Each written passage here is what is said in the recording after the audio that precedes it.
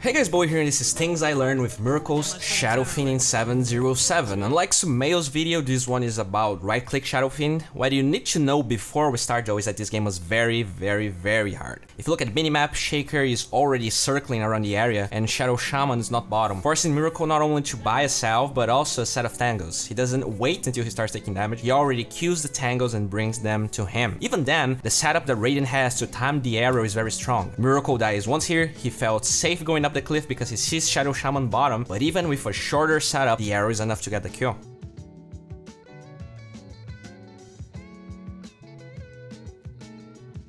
What ensues afterwards is very clutch, but comes from planning as well. Miracle buys another Fairy Fire as he goes back to the lane, and he is pressuring Mirana quite hard here since Earth Spirit is close. And here we start seeing the good decisions being made. Going after Mirana there makes no sense because of Lip, and a ton of creeps will do damage to him, so what Miracle does is just man up on Shaker. Now that Fisher is down and he is level 2, there's no way that he dies here. Thanks to a clutch salve from Earth Spirit, Fairy Fire in perfect timing, he takes Mirana down before falling. After that, do you see his build? I can see a lot of people going Boots or even Bottle first, and the mistake would be that Boots doesn't make you escape a Fissure Arrow combo. It doesn't allow you to pass through Fissure, and it also makes you less tanky. By maxing stats, you can maybe withstand the combo or at least take someone down with you before falling, and that's exactly what happened in this laning phase. Bottle, on the other hand, puts you in very risky situations. Against roamers and Mirana, it's very easy for someone to stun you and Mirana to follow up. And during teamfights, the region from Bottle is pretty much useless. As he buys his items here, I feel like he misclicked that mango and wanted raindrops, but since you can't sell mangoes anymore, he has to go in like that and pay attention what happens. Pretty sure raindrops would proc twice here, first with Fissure and then later with Starfall, but the point remains, he gets one kill before falling and could get even more with those stats. And even by doing all of this, Miracle died a lot of times in the laning phase, but what actually saved him is the fact that he could get some kills every time that he died, and that goes back to bulking up and trying to be tanky. One thing I want to point out as he dies here is that he had time to pop his wand and he did not. When you're certain that you're dead and you don't have a lot of magic wand charges, sometimes holding on them can be good to do something later with them. So look what happens in the next fight. He keeps baiting Radiant in this time with way more charges. Shadow Shaman is the first one to fall.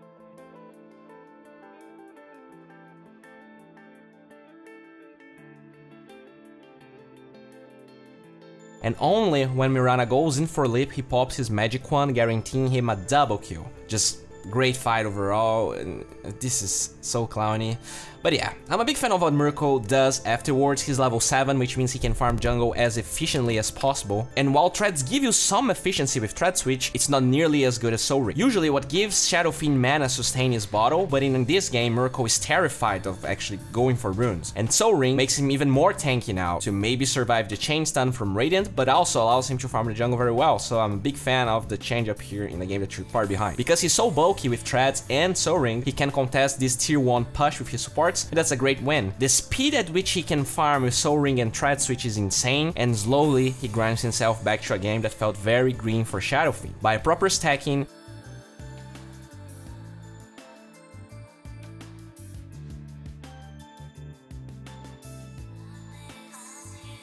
killing small center babies before going for raises, and getting lucky with the ancient spawns, he finishes his Shadow Blade at 14 minutes. That's pretty much normal Shadow Blade timing for scrubs. Note that he didn't went Bottle afterwards. He still feels vulnerable, and getting runes is very hard this game, so he made sure to fare a lot of clarities even though he has Soul Ring, and he just keeps farming camps with right clicks too, and we see the first Shadow Blade usage of the game. He notices the Shaker retreats instantly at nighttime when he sneaks in the mid lane, so he feels like there's a ward around, so he doesn't go for that play. When he goes for a kill with his team, pay attention how he doesn't dive. That's the same thing that we saw with Earthshaker. The biggest mistake that Shadow Fiends that are playing from behind commit is like checking whether there's a sentry going bold first. That's like usually you're going to die because you're behind. And even though Shadow Fiend dies, it's again a worthy trade for Dire. Another common mistake of Shadowblade Shadow Fiend is being too anxious to cast Requiem of Souls. Pay attention in this clip.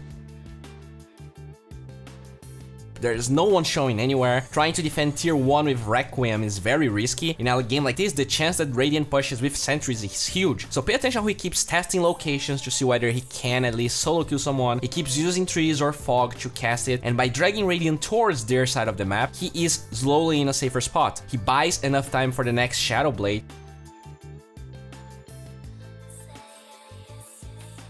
And by chain stunning Mirana, not only they kill her, but they defend tier 2. I'm a big fan of Sanjay. This game not only gives him the move speed and move speed slow to kite Tiny, attack speed slow is incredibly underrated against that guy, which Sanjay provides quite a ton of. It's also great synergy with your level 15 talent that gives 40 move speed, so that's why most people are going for the talent. It's like a combination of items and talents there. As I mentioned it, pay attention how he Shadow Blades towards the ward they have, and with the information that Mirana is just dead and Shadow Shaman is top, they grab another one.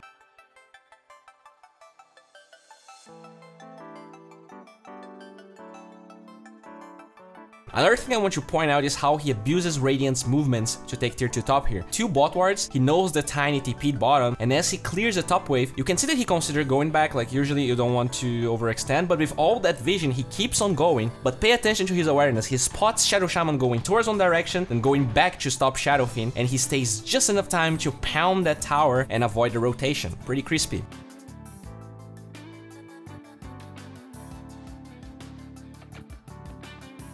This game develops in one of the biggest high MMR clown fiestas I've witnessed, so Miracle eventually goes BKB, an item you need to high ground siege against that team. It proves its worth in this clip, where he turns the fight against Mirana and Tony.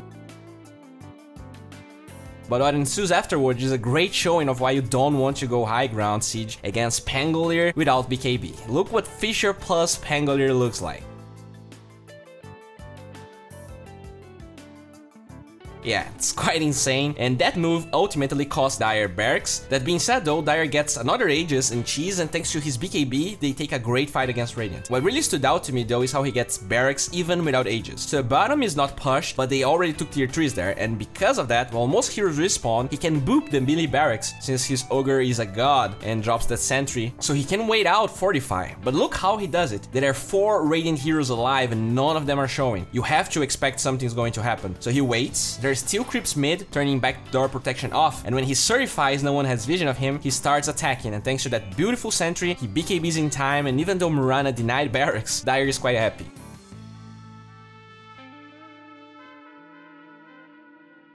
One thing I want to talk about the late game is Miracle selling his Shadow Blade. I can feel a lot of people upgrading Shadow Blade since it usually feels bad to sell items, but in this game, the Silver Edge is an item that doesn't really do much. You're pretty much getting rid of Aftershock, and now that the item doesn't give 40% damage reduction, I would say the item doesn't have a lot of versatility besides the break ability. So after the mid game, where he can actually like get kills with Requiem of Souls, and that's a very important part of the fight, he sells it to go Daedalus after his Satanic. Another point to add here is that he goes Satanic before Daedalus, and in the past the contrary was way more common. With the level 25 talent though, you can get so much damage that you can get Satanic and don't feel weak early on. Since we're talking talents, unlike the magic damage build, you get attack speed at level 10 and move speed at level 15 too. With pretty much no exception, every right click Shadow Fiend I saw goes for the move speed and Sanjay combination. It makes you able to kite most heroes and be safe in fights. Another talent that maybe some people feel confused about is the Shadow Raise extra damage. While you may feel that evasion is good since you're playing a right click core, most of the time what happens is that SF's farm used to halt at some point because you wouldn't have enough mana regen to sustain your farm. As waves get more creeps and increase in HP, you would have to resort to more and more right clicks, and since you rarely build something like Maelstrom Shadow Fiend, you wouldn't be able to farm as fast as other cores. Not only that, evasion is a defensive talent, and while every right click core likes it in theory, Shadow Fiend is not a Sven or a Terrorblade that can really explode people in the late game, considering farm is even between all cores. So by going for an aggressive talent, you have the chance to affect teamfights more. Suddenly, you have 1.2k damage nuke in AoE on a very short cooldown after reductions. In every game, it got to a point before the new changes that as a Shadow Fiend, you don't want to be casting your raises in fights because in the late game, your right clicks were way more effective most of the time. And now with the damage scaling with talents and also the number of raises you can cast, the story changes completely, and that's a very valuable talent. Finally, the level 25 talent is quite obvious if you're playing right click SF, and